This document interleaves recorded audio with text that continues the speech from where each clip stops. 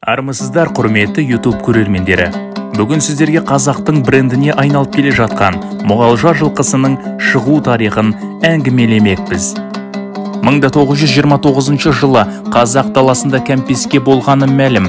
Мұғалжар тауының етегінде өмір сүрген Назар руының ірі байлары Құдайберген мен Шошаның жылқылары негізінде 1930 жылы Темір ауданының аумағында Ембі жылқы зауыты құрылды. Жылқы тұқымын асылдандыруда сол кезде қолға алынғаны мәлім. Сол кезде сұрыпталып алынған 11 айғырдың Аблан, Бұзотар, Зверек, Мальчик, Огонек, Черкас аталатын жетеуінен аталық із қалмаған.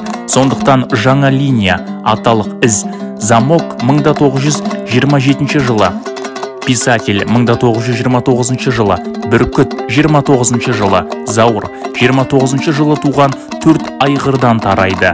Оқырманға түсінікті болуы үшін линия дегеніміз не, соған тоқтала кетейік. Қазір ғалымдар оны аталық із желі деп екі түрлі аударып жүр. Ғалым Ырзабаевтың пікірінше аталық із дегеніміз дұрыс, ал қазақы ұғымға тіпті жақындатсақ жылқы ішіндегі ру деп алсақ та болады. Яғни жоғарыда айтылған 4 айғыр, 4 рудың басы. Ру болу үшін бір айғырдан 2 еркек құлын таруы керек. Әрине, ұрғашылары да болуы тиіс. Кемі 4 айғыр, 40 бие болуы қажет. Сұрыптау кезінде тұқымның әлсіздері былай шығарылып, тек мықтылары ғана қалдырылатыны белгілі жайт. Қазақта ру 7 атаға дейін сақталады. Бір ғажабы, жылқыда 6-7 ұрпаққа келгенде тұқым әлсірейді екен. Демек, жаңа ру қалыптастыру керек. Жоғарыда 4 ру басыны айттық. 3-4 атадан кейін ғылым нәтиже бере бастады. Зауырдан тараған Зубыр 59 жылы туған, Бүркіттен тараған Барқыт 59 жылы туған. Жаңа зерттеулердің басы болды. 1983 жылы осы 2 айғырдан тараған жылқылардан жаңа зауыттық аталық із пайда болды. Бұл кеңес өкіметінде табындағы жылқы шаруашылығындағы алғашқы зауыттық аталық із болып тіркелді.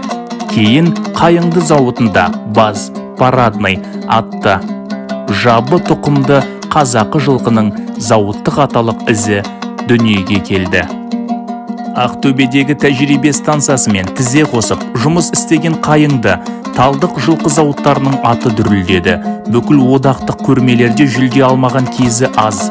90-шы жылдардағы дүрбелең жылқы шаруашылығында да кесірін тигізді. Тіпті асыл тұқымды жылқының айырбасқа кеткен кезі де болды.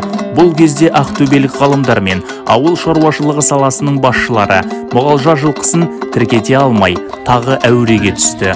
1993 жылы ауыл шаруашылығы министрлігіне түскен құжат сөз бұйдаға салынды. Ырзабаевтың республика орталығына жасаған бірнеше сапарынан түкте шықпады. 1997 жылы облысқа президент Нұрсұлтан Назарбаев іс-сапармен келді. Сол кезде оған Мұғалжар жылқысы көрсетіледі. Жылқы үйірін көргенде елбасының көзі жарқ ете қалыпты. Мән-жайға қаныққаннан кейін мына жылқыны сақтап қалу керек депті мемлекет басшысы. Соның арқасында Мұғалжар жылқысы дүниеге келді. Көшім. Мұғалжар жылқыларының һәм қазақы жабының бір артықшылығы суыққа төзімділігі. Қыс бойы тебінге түседі, қолға тұратын сәті өте сирек. Сондықтан көп шығынды қажет етпейді. 80-ші жылдарда сонау Якутиядан келіп, біраз жылқы алып кеткен мамандардың айтуынша, біздің жылқылар 60 градус суыққа да селт етпей тебінге түсе береді екен. Өйткені Саха елінде қаншама суық болғанымен, қар біздегідей қатпайтын көрінеді. Оның себебі Ақтөбедегідей ақбасқын боран жоқ. Қалың ағаштың арасына түскен қар анау-мынау желді де елей бермейді. Біздің жылқыларға мұндай қардың астынан шөп тауып жеу қиын емес екен. Мұғалжар жылқы тұқымы күй талғамайды, құбылмалы ауа райына төзімді, денсаулығы мықты, мол өнімді, күшті келеді. Сондай-ақ қатал ауа райы жағдайының өзінде өсіп жетіле береді. Жайылымда қолданған Мұғалжар жылқыларын сойса 55-60% ет пен май түседі, ал биелерінен тәулігіне 14-16 литр сүт шығады. Айғырларының тірідей салмағы 480-550 кг, биелерінікі 450-480 кг, 2,5 жастағы төлдері, байталдары 360-390 кг, ал құнандары 405 кг тартады. 100 биеден алынатын құлын саны 80-95%. Ақтөбе облысындағы Эмбі совхозының 1954 жылы бүкіл одақтың ауыл шаруашылық көрмесінде бірінші дәрежелі диплом алған Золотник деген айғыр арнаулы сынақ кезінде тәулігіне 264 километр жол жүрген. Осы бір қазақы жылқының тұқымын одан әрі асылдандыру қазіргі шаруалардың басты міндеті болуы тиіс. Егер видеомыз ұнаса, лайк басып, комментарий жазып, барынша қолдау көрсетіңіздер.